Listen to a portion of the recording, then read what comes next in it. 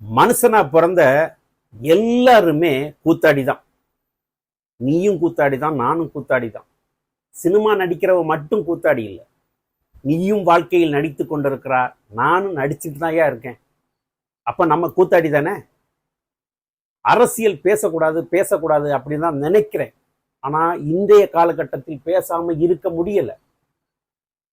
ஒரு விஜய் என்ற ஒருத்தர் அரசியலுக்கு வருகிறார் அப்படின்னு சொன்ன உடனே அப்படி கொந்தளிக்கிறாங்க. ஆண்ட ஆளுகின்ற இல்ல ஆள போறேன்னு வாயிலேயே பொய் பேசி வடை சூடுகின்ற எல்லாருக்கும் பொங்குது. ஏன்னு தெரியல.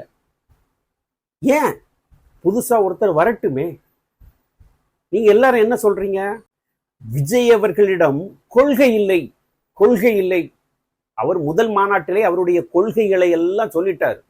இது உங்களுக்கு மண்டையில ஏறலைன்னா நீங்க தான் தற்குறிகள். எம்ஜிஆரை வச்சு அரசியல் நடத்துறாரு, அண்ணாவை வச்சு அரசியல் நடத்துகிறாரு. எம்ஜிஆரை வச்சா என்ன, அண்ணாவை வச்சா என்ன? நாட்டுக்கு நல்லது செய்கிறானா என்பதை மட்டும்தான் பார்க்கணும். அதை விட்டுக்கிட்டு அவர் மேல சும்மா அவதூறு பரப்புறது, இவரால ஆட்சியை பிடிக்க முடியாது அப்படின்னு பேசுறது எல்லாம் மடத்தனம். சரி, நான் ஒண்ணு கேட்கிறேன். உங்களுக்கு ஆளுகின்ற எல்லாருக்கும் கொள்கை இருக்குல்ல உங்களுக்கு.